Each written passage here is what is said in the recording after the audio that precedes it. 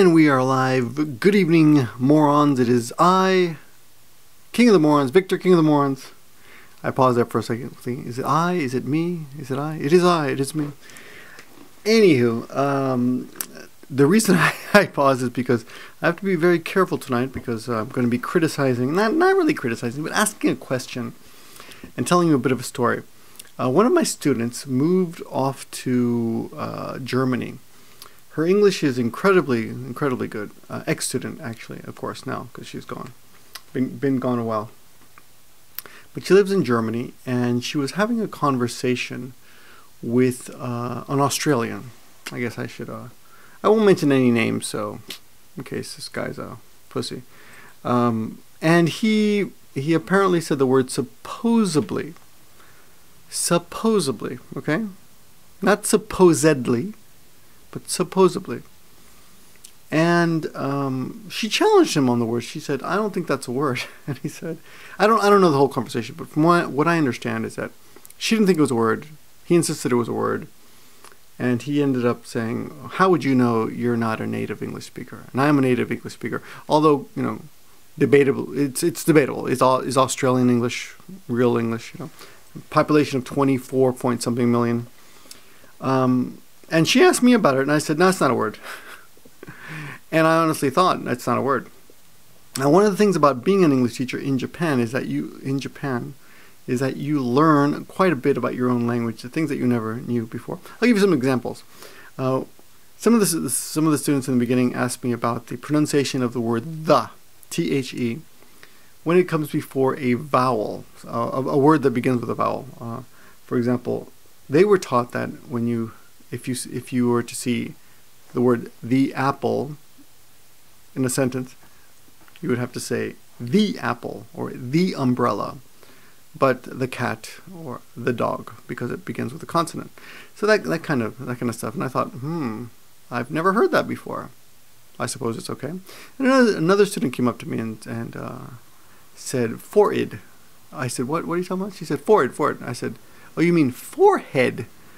And she checked. She says, no, it's pronounced forehead. And I said, I think I know how it's pronounced. And I told her she's wrong. But of course, as you now know, the only logical answer is that actually we were both right.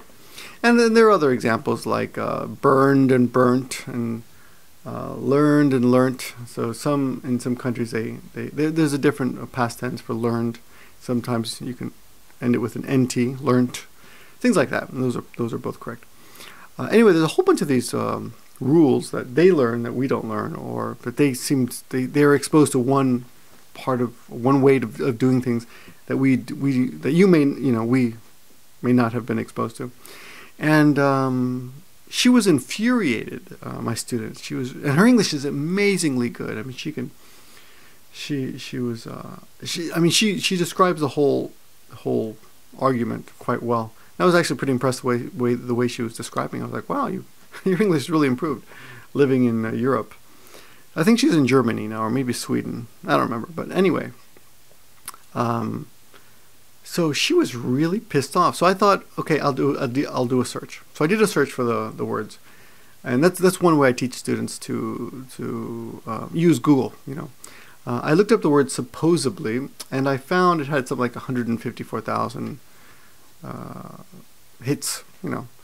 And which is not bad, you know. Okay, it's a real word, obviously. And I looked it up on a couple dictionaries, and like one dictionary actually said, well, some people would like to say it's not really a word, but it really is. We hate to say it, kind of thing.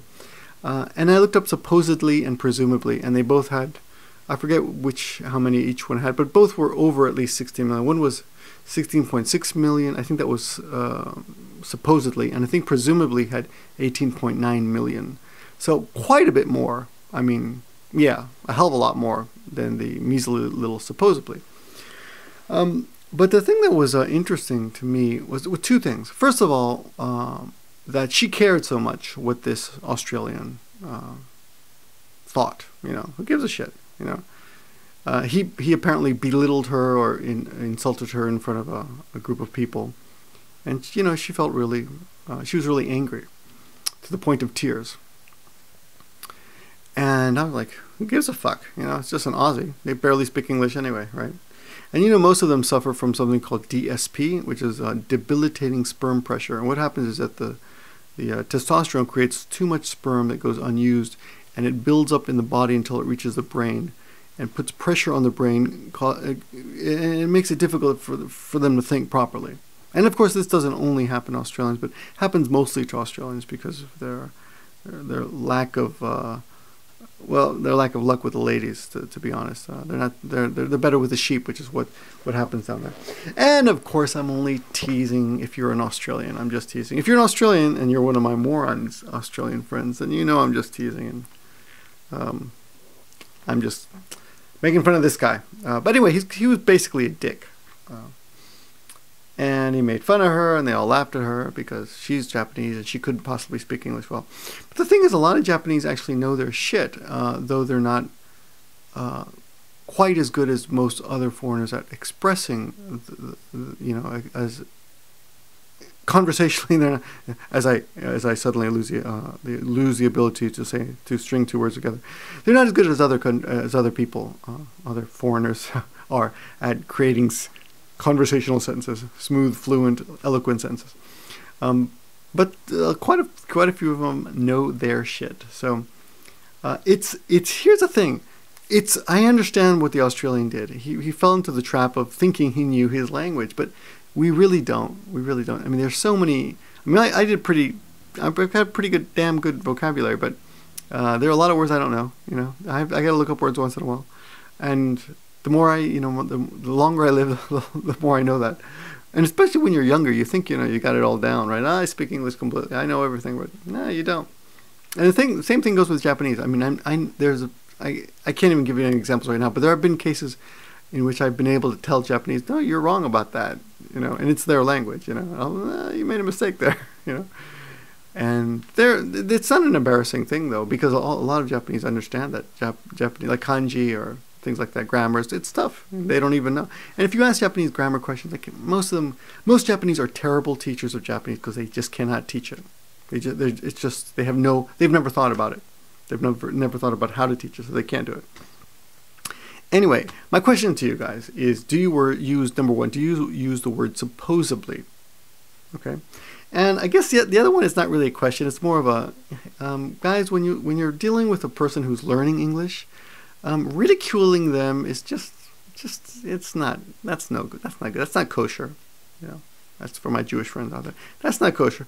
That's dickish. Yeah, listen to them, and always be open to the possibility that you may be wrong, because believe me, you may. I mean, there's a good possibility. And if this has happened to you, let us know in the comments. You shouldn't be embarrassed of being shown up by a foreigner. I was teaching the police academy once. I used to teach at the Shiaksha, at the police academy. Not the academy, but the police station. And they had a weekly English class. And it was really hard to teach because every week whoever was on duty could come. And we almost never had the same people twice, right? But I remember once I mixed up the words prosecution and persecution. And one of the students raised his hand and says, I believe you mean I believe you mean prosecution. And I looked at it and I thought, damn, he's right. I completely made a mistake. Yeah. So, and I once had a high school student correct my spelling. So, you know, I mean, sometimes, you know, when you're writing on the board, it's completely different from typing. And once in a while, you know, you write something like, what the hell? How do you spell that word? You know? Anyway, that's the way it goes. Yeah, don't be arrogant about your own language, because we can learn quite a bit from other people, whether they're Japanese or from whatever country they're from. They studied it, see? That's the difference. Most of us did not really study English. We learned how to spell, and we've learned a few grammar rules in school, but most of us, you know, we can't explain any of that unless we're teachers. So that's really all I got to say about that. But I'm going to be doing a series of rants tonight, and I just want to, if you're watching this one and you don't watch the other ones, I've got something new that I'm going to try, and I'll mention it on a few other channels. There's a guy, one of the guys named Connor, one of the morons, Moron Army Connor. He started up something on Reddit, and I'm going to put the link in the description. and it's a page for the Moron Army. It's Reddit Moron Army, and I just lost the link. I just had the link somewhere. But I'll put it in the description, and you can go to Reddit and you can leave comments and questions there. And hopefully, I will check that. I think because people keep sending questions to my Facebook and my YouTube and my Gmail, and it's hard to keep up with everything. But I'm gonna try to isolate everything, keep everything on Reddit, maybe change the address in the bottom. Of course, you can still get me on Gmail. Please do not email me on YouTube. And the other thing is, it takes me a long time to do all these questions and answers, and I don't know why I feel compelled to answer you guys, but I do. So let me know what you think about this topic, and on to the next videos. There are going to be quite a few rants tonight, so keep your ears open. Talk to you soon.